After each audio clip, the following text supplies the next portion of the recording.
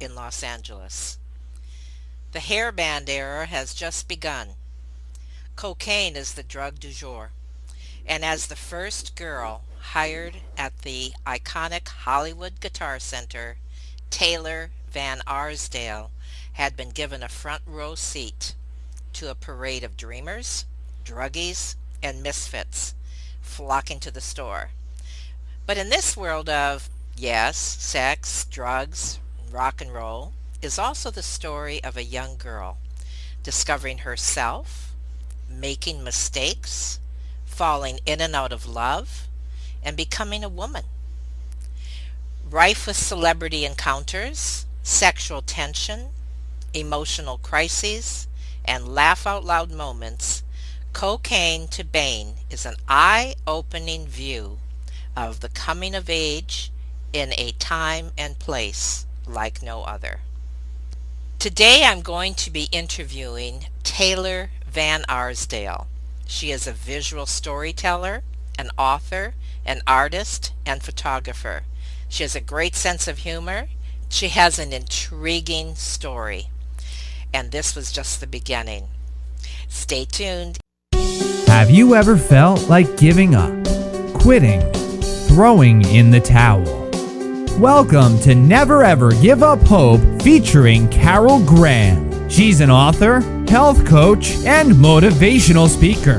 Backed into a corner multiple times in her life, Carol shares with you stories on how she overcame some of the toughest obstacles a person can go through in life, but refused to give up hope. Rather than admit defeat, an opportunity was presented, and it involves each and every one of you.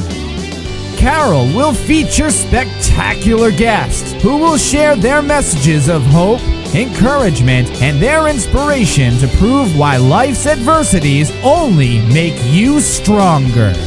And now, welcoming the host of the show, here's Carol Graham. Never give up hope. Each one of my guests has done just that. No matter how difficult the circumstances that they were facing, they never gave up. And as a result, they have become successful as victors instead of victims. Everyone, I believe, has a story. And when we share our stories, we help others who have possibly endured something similar. So each one of my guests gives encouragement and tips, and each one is unique. I absolutely love to hear their stories. Many of them are authors or coaches, inspirational speakers, artists in different venues, and want each of us to gain insight and tips on how to become successful. So today with me, I have Taylor Van Arsdale. Hi, Taylor. Hi, Carol. Thanks so much for having me on. I absolutely love your show, and I listen to your other podcasts, and I'm really, really honored to be here. Well, thank you. That's always so nice to hear because not everybody shares that. So I really appreciate that. Thanks a lot, Taylor. Okay, so let's start with what happened to you in the fourth grade when you wrote a sci-fi story? Wow. Okay, so it's pretty interesting. When I was a kid, I was an only child, so I had I didn't have a whole lot of friends, and I went to school, and I was taller than most of the kids in my grade. So, you know, kids will find any reason to pick on somebody. So I was called gawk and, Mm, you know, tall one. And they had these ridiculous things that they would call me, but it got to the point where it was so bad that, I think in fourth grade, I remember my teacher, told my mother that I was having problems because all the girls were picking on me. And um, she ended up, because they would like throw paper at me. They would tear off paper and roll it up, and then what? yeah, they would throw spitballs or whatever they're called. So she moved my desk away from everybody else in an effort to kind of help me, right? So I was facing the wall, and she told my mother, I don't really remember this very much, but she told my mother that I took my desk and I turned it around to face everybody, like to basically say, screw you, you know?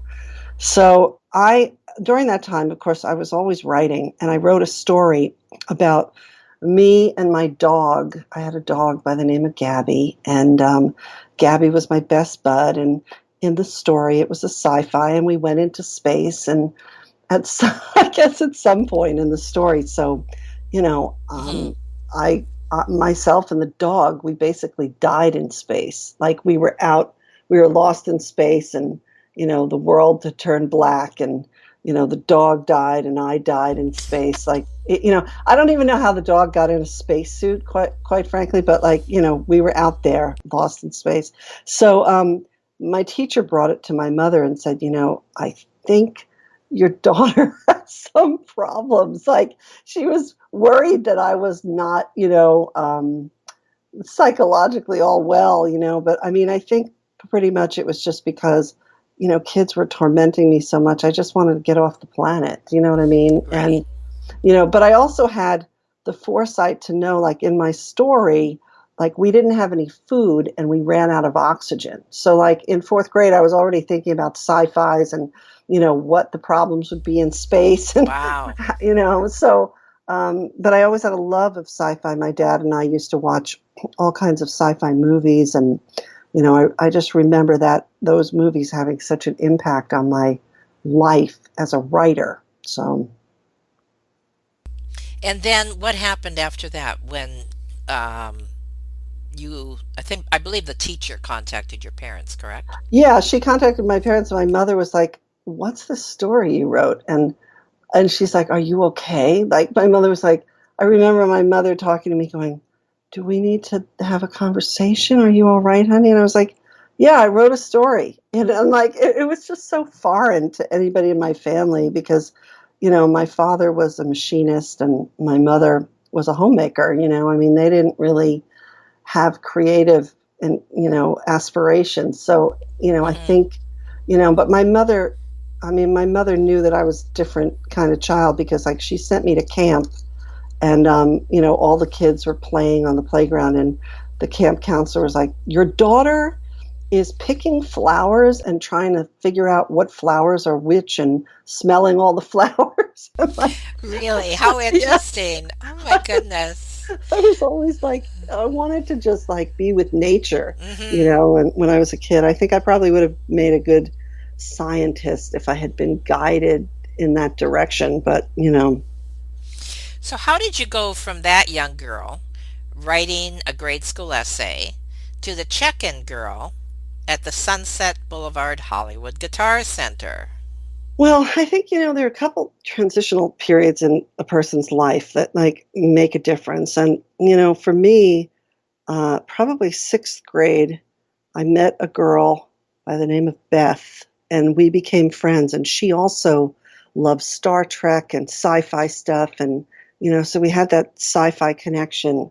And she also was a tall girl, like so. There was finally somebody that looked like me, tall, interested in the same things.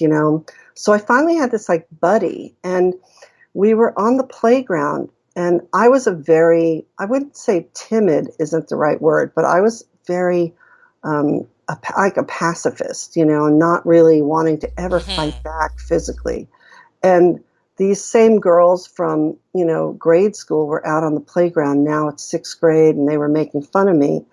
And Beth went over and beat the crap out of them. So, I mean, it was like, wow, like, okay, this is okay. Somebody, came to my defense, and she had brothers, and she knew how to fight. Like, she knew, I mean, she didn't even beat this girl up, really. She basically, the girl came at her, and she did something with her leg and turned the girl around so she fell on the ground. It was like some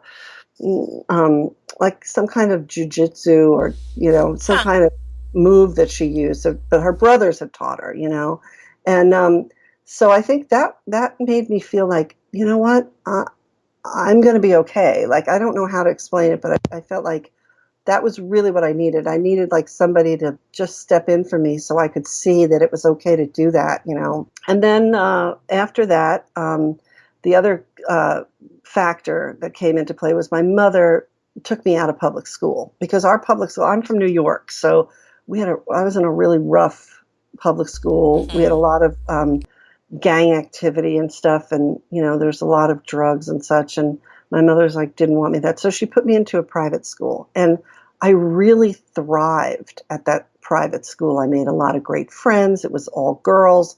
It was a really nice place. I mean, I hated it at first, but you know, I came to absolutely love it, and from there, you know, I think that gave me the confidence to go out and do my own thing. And then I went to Arizona State for a while to study writing, and that's where I kind of got involved in a little bit involved in drugs. And then from there, I kind of just went to California. My mother and father wouldn't let me go to California on my own first. They thought it was a crazy place, and so I ended up going to Arizona for a couple of years first, and then I moved to California. And when I moved to California, it was like rock and roll. I mean, it was like the beginning of that hair band era. So, you know, and I know this is going to sound really super weird, but I've always had this ability to know where I was going to be working just by looking at the building. I mean, it's happened to me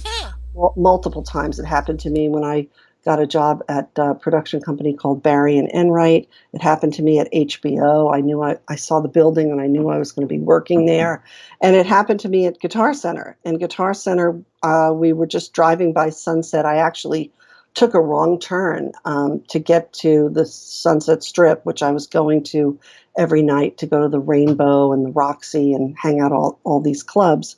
And I took a wrong turn because I had been living in Sierra Madre, and I ended up going past the Sunset Strip, past the Guitar Center to get to the Sunset Strip. And I saw the building, and I was like, it just said Guitar Center on it. It was this big gray building with just this huge Guitar Center sign. And I thought, you know, I didn't know it was where they sold guitar. I didn't even know what it was, you know, but I thought, I need to work there. I literally need to work there. So what's really funny is my girlfriend and I, my roommate, we went out to this club to go dancing and meet guys, and we met these two guys, and it was the Coconut Teaser, which is no more, on the edge of the Sunset Strip over by Laurel Canyon. And we literally, like, these guys asked us to dance, and they were kind of cute, so we were dancing with them, yada, yada. And I asked the one guy where he worked, and he said Guitar Center. And I said, oh, I'm going to work there. And, like, he was just like, what? Okay, like they thought we were crazy, I'm sure. And he said, well, if you want a job there, I'm the manager, so come on down and I'll get you a job. And I said, oh, can I come tomorrow? And he goes, no, come in on Monday, you know, whatever. So like the weekend passed, and Monday I, you know, went in for my job interview wearing my fishnet tights and sky-high boots and a bustier and a, you know, like, I mean, like, why wouldn't you wear that for a job interview? Of course. So, but it turned out also that someone else that I knew, I mean, can I talk about this? I don't know if I can talk about this on the show, but so the Coke dealer that I was, sometime dealer that I was getting Coke from in the 80s happened to know the manager at Guitar Center, and he told me his name, and I said, no, that's not the name of the guy that I met. And he goes, oh, well, whatever. If you go in there, ask for James. He's the manager. So, but that wasn't the name of the two guys that we met. It was like Steve and Sean or something. So I went in there on Monday, and I asked for the manager, and this guy, James, came down, and I said, oh, you're the manager. And I saw Steve and Sean at the store. They were definitely at the store. And I kind of waved to them, and they looked at me like I was, you know, from Mars, you know. And, you know, it turned out, of course, they weren't managers. They were like these little guys that work at the accessory booth, you know. They were like peons in the store, right? So James said, oh, you want a job? And I said, yeah. I went upstairs and, sitting in his office. And of course, back then, everybody smoked cigarettes. So he's smoking a cigarette in the office, and I'm smoking a cigarette. And I'm there, like I said, in my bustier and my fishnets. And I said, "Oh, we have a friend in common." And I told him the guy's name. And he goes, "Oh, is he still selling that terrible Coke?" Like, it was Oh no. weirdest thing ever, I mean, like, you're at a job interview and the guy's asking you about your Coke dealer, and, like, I don't know, it was so strange. And anyway, I ended up getting the job because they needed somebody. He said it was just timing, everything's always timing, right? So they needed somebody. They wanted a pretty girl to work at the check-in area. They didn't have anyone monitoring who was coming in and out of the store. So I was literally, I mean, they jerry-rigged this, like, table, a card table, Hmm. and, you know, there wasn't even anything there. And, my first day at the store, they were like, "You answer the phone, here's how you answer it. If anyone calls for me, tell them I'm not here." I mean, like, it was this insane place, Carol. I mean, really, just everybody was doing coke back then. Everybody was, doing something. And, like, anyway, that first day, there was a guy that walked out of the store, and he was supposed to show me his receipt. And of course, I asked for it, and he didn't show it to me, and he ran out with this, like, beautiful guitar. And I ran after him, and I jumped on his back. I Oh literally my jumped on his back. goodness. They all came out, and they're like, she it was like a $5,000 guitar. And, I saved it from getting stolen. And they were like, "You've got the job." And that's pretty much how my life has been ever since. Like, Oh my word. That's an incredible story. Thank you for sharing that. So yeah, how long did you stay there? I was there a year. I was pretty much there for a year. I could have stayed on, but I was, you have to also know that, like, I wasn't desperate for work, so to speak. Like, my family background, we were wealthy at the time. And, I really just wanted a part-time gig because it was Hmm. fun. Everything was just sort of fun, So I was there part-time, and they wanted me to go on full-time, and I didn't want to. And they were changing over. So I left basically because I was like, "Yeah, this is not fun anymore." And a lot of the people that I knew were leaving, and the corporate structure of the Hmm. place was totally changing. So, you know, yeah, about a year. First girl there. Interesting. Now let's fast forward a little bit. Sure. And as like many of us, who especially those who are guests on this show, have a point in their life when they felt hopeless or helpless, and you shared with me something about I'm not sure what point in your life this happened, so share that, but it was had to do with your husband. So let's fast Yeah. forward to that. So it's interesting. So I met him. I met him at the tail end of my journey at Guitar Center, actually. And, he was a musician by day, but he was also by night, sorry. But by day, he was a developmental engineer at Hughes Aircraft. So he was a really smart guy. And he was a really good person in a lot of ways. He was so unlike me in so many ways. Like, he didn't drink, he didn't smoke, he didn't do drugs. While I was with him, I stopped smoking.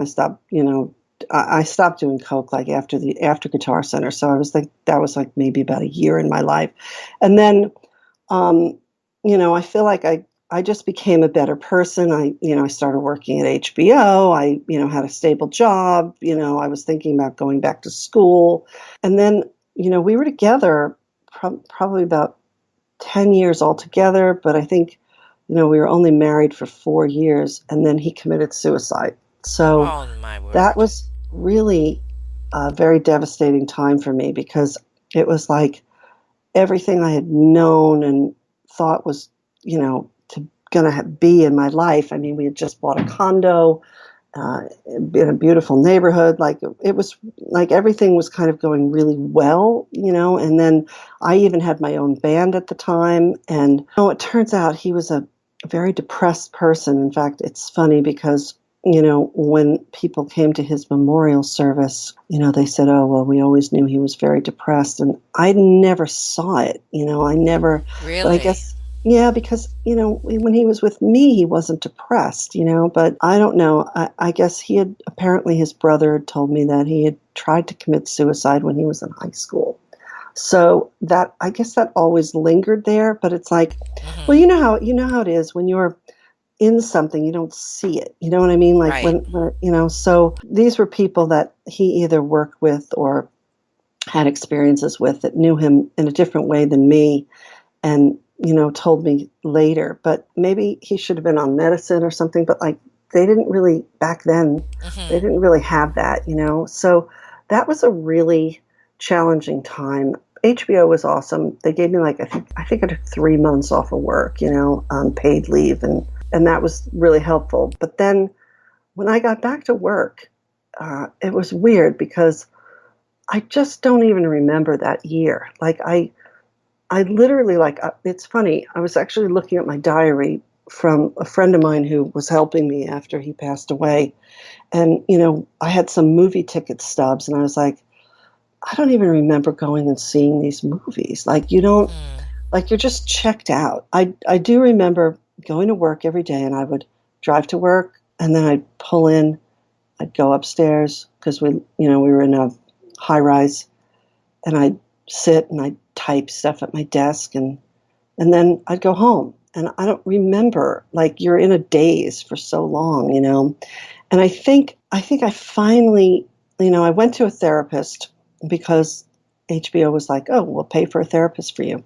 So I went to this therapist, and I don't know anything about therapists, right? So I go into this therapist, and the therapist is a quote Freudian therapist. So I don't know if you know about different therapists. I didn't at the time, but Freudian therapists do not talk to you. Right. They sit there and nod. And I literally went to her, for quite some time, and I Hmm. would tell my friends, I don't know what's going on. I don't know what I'm doing. Like I needed some guidance. I just finally got to the point where I was just like I was done. I was a little irritated, but when I say irritated with her, I mean with the Right. process of Right. that. And I went to like, a suicide therapy group, and that was distressing because, these people there, they were Hmm. like, they would tell you a story about like, oh, my wife committed suicide or my son committed suicide. And then they'd start telling you about themselves, and you'd be like, oh, well, if I lived with you, maybe I would too. No. It was just brutal. And I'm like, I got to get the hell out of here. Right. So I think at some point after a year, you just like go, okay, this is the way it is now. He is not here anymore. Now you have to go on. I also had a lot of guilt. Um, I was wondering about that.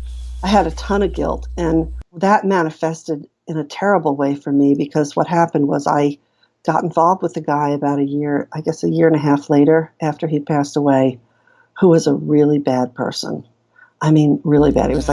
He was like a grifter. I've never experienced anything like this in my life and would never want to again. And he literally almost killed me. That man was so bad. He would do things like he got my codes for my 401k. He took all my money out, Oh like my he would just goodness. do horrible stuff. Like I had nothing. By the time I kicked him out, 8 years later, I'd found out he had cheated on me and done all these horrible things and then took my money. And, I had literally had nothing. And I had to basically Hmm. do any kind of work. So I took work. I think I had gotten a real estate license at that point. I can't remember. I did something because the writer's strike had happened, and I was afraid I wasn't going to be able to write or something. So I did that, and then I basically just took jobs in property management. I took all kinds of like little jobs here, jobs there. Got the strength to get rid of him, get him out of my life, and that was a great thing. That was the best thing. And then I just continued on. I mean, you get to a point where you have to continue on. Now, my mother got sick during that time and with cancer. And that was really hard, but I see now that like my husband's passing allowed me to be able to help my mother and take care of my Hmm. mom. You Interesting. know, you ask how people survive these things and how they find the will to go on. So my mother was a great person because she never told me I couldn't do things. She never told me I wasn't good enough. She always told me I was Hmm. the best and you're amazingly talented and you can do this and you can do whatever you want and you can be whatever you want. And she always encouraged me and always made me feel good, and that having that grounding was so helpful, because I don't think I could have gotten through it if I had been told all along I was no good. I mean, you need that in your life. I think if people need that, to hear that. I always feel bad when I hear about kids who their parents Right. didn't love them, or treat them well. No, they have no idea what the damage they're actually doing, and that's the saddest part, I think. Yeah, exactly. I mean, it's interesting. So I have a great fiance now, by the way. He's amazing. I love him to pieces, and somebody I've known most of my life, actually, which is great. But we took in a stray cat that was just the nastiest thing you'd ever, I mean, it's just so mean and obnoxious. And it used to try and scratch me all the time. And, I can't remember, it was about probably 8 years ago we took this cat in. Now, the cat's still not completely, I don't trust the cat completely, but I will say this. At one point, I did make a change in how I was treating the cat. And I just said, I looked at the cat and I said, you are no longer going to be called, like we were calling it like Trouble or something. I said, your name is no more, your name is Trouble no more. Your name now is Mr. Snugglepuss.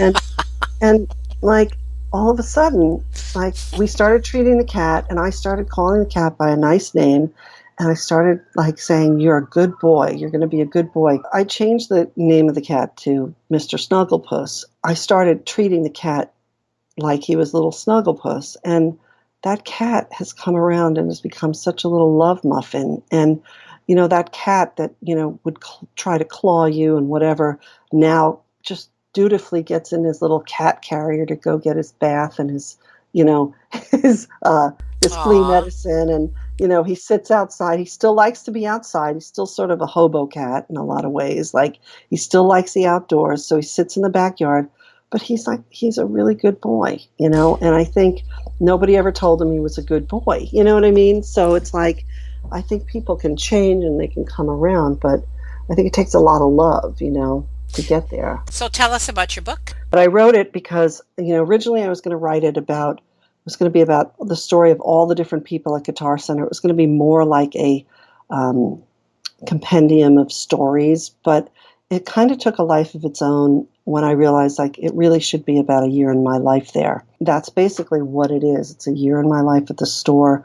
There's a sub-story about my roommate and her eventual her breakdown, her mental breakdown that she had. And, it was a very odd time. I mean, we're talking 1985, it's like Jay McInerney wrote Bright Lights, Big City, and that was about New York, and Bret Easton Ellis wrote, Less Than Zero.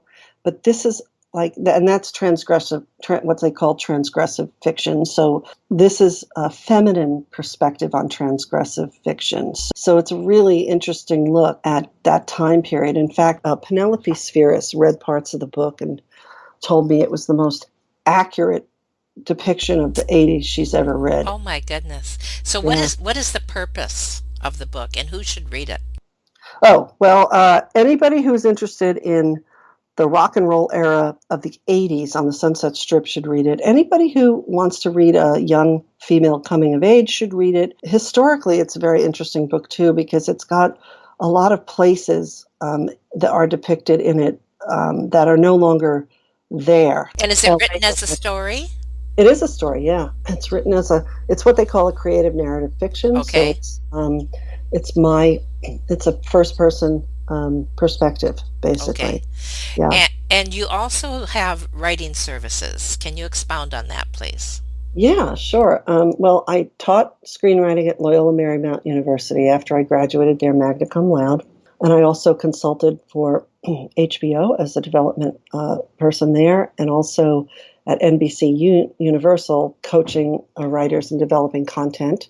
The writers that I've worked with include writers of Two Broke Girls, Burn Notice, It's Always Sunny in Philadelphia.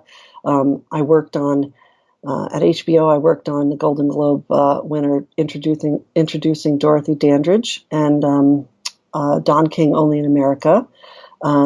So I've actually helped people get their scripts in great shape. I've helped people with their books, copywriting and branding. I mean, anything about that I do, and that's all on my website, taylorvanarsdale.com. Yes, that'll be in your show notes as well. So if anybody Okay. wants, now tell me specifically what services you offer. I do writing services for screenwriters and for novelists. So we have all Okay. kinds of script development services and, reading and consulting editorial services. It really runs the gamut. It's all on the website, which is taylorvanarsdale.com. Perfect. So novel to script adaptation, editing, ghostwriting, marketing and ad copy. We do it all. I do it all, I should say. Everything. Wow. Yeah. That's incredible. Did you screenwrite a movie that was produced? I did. I was asked by a friend of mine to take a look at, a person was at this school. Part of their assignment for class was to hire a writer and actually produce a short film. That was part of their thing. She contacted me and said, "Would you want to do this?" And I said, "Sure, but I need a contract. Like, I don't mind doing work if it's like on spec or whatever or free, but I need to like know that certain things are going to be adhered to." They were young kids, and I just wanted to make sure, since they never really attempted anything like this, that they knew what they were doing. One of my elements of the contract was that I had to have all of my dialogue had to be read exactly as written. There was not to be any improvisation in the script. And they agreed to that, which is good because, a lot of times people take the writer's work and they just change it, right? So that was one thing. And the other was that I would be a producer on the project, and they agreed to that too. What happened was they shot this. I wrote it. I interviewed the three of these kids who needed to be a part of it. They were all actors at Pace University. So then I wrote the script. I interviewed them, and the parameters were it has to be about them. Like they can't play like an older person or a wizard or something. It has to be like of them as they are. So I interviewed them, got a sense of who they were as a person, and then I wrote this short film based on that. And it's like it's a quirky kind of dark comedy. We have it out now in festivals. Like it actually, what happened was after they shot it, they didn't know what to do with it from there. So they had somebody that was supposed to be editing it, and they never could get the guy to edit it. So I called one of my friends from HBO and said, "Hey, do you want to get involved in this?" And he was like, "Let me see." And he liked it, and he ended up, fixing it. It came out really, really well, and he became a producer.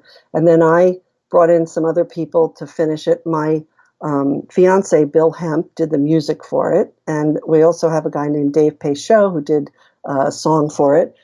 It was really just turned out to be a love effort, basically. And then, I told the kids that I would start submitting it to festivals. So it's out on the festival circuit. I have a trailer of the movie up right now on the site. It's called midtownmixup.com. I watched that, yes. Oh, thanks.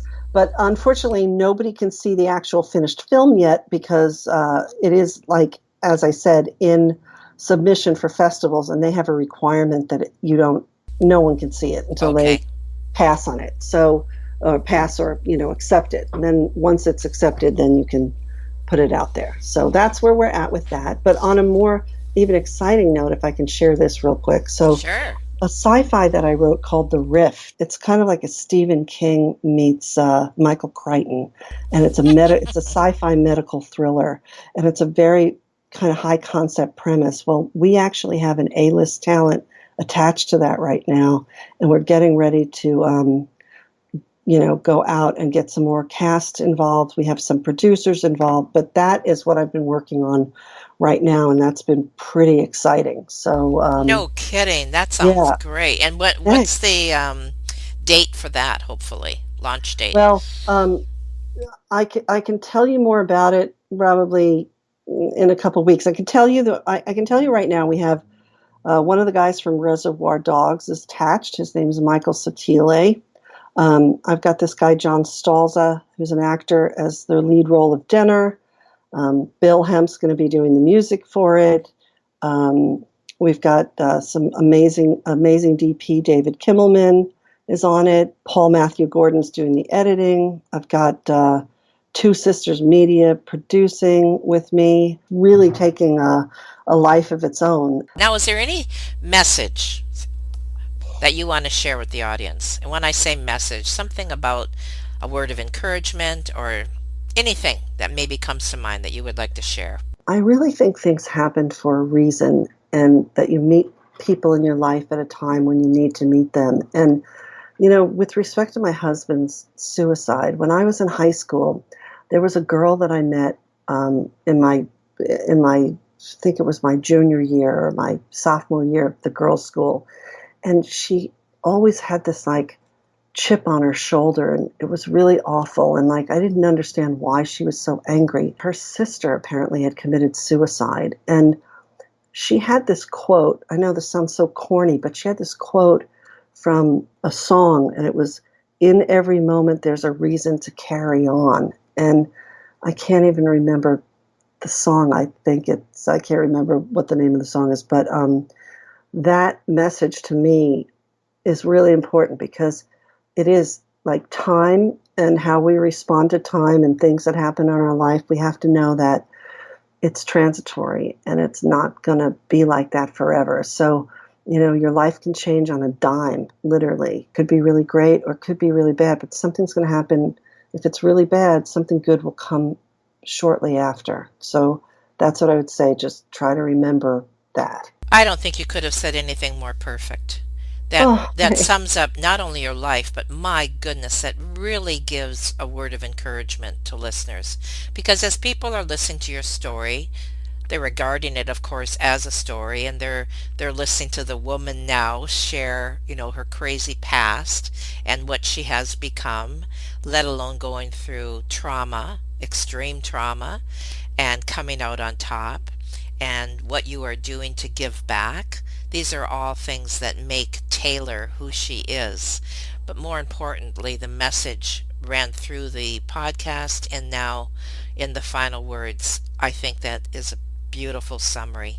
And I thank you so much, Taylor, for being on Never Ever Give Up Hope.